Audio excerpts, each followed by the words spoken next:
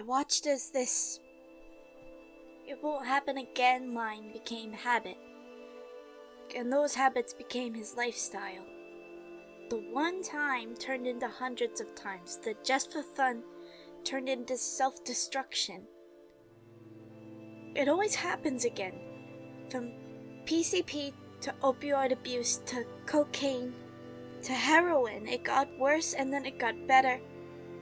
And then it got worse again. My brother faced a loss. The loss of his best friend, and I won't go into details here because that is not my story to tell. I know that loss destroyed him in the same manner that I've been destroyed with losing him today. I didn't understand it then, but I understand it completely now.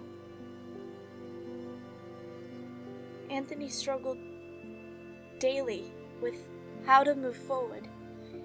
He'd stop abusing, he'd find a steady job, and then he'd hit a speed bump that would reset the entire cycle, the emotional roller coaster he was on. We were all on. We watched on the days he shined through, healthy and sober, all the same as we watched him hit rock bottom, destroying himself from the inside out. We tried endlessly to put the pieces back together, to lend a hand whenever and however we could. Over the years I learned the hard way. You can't push an addict to get help.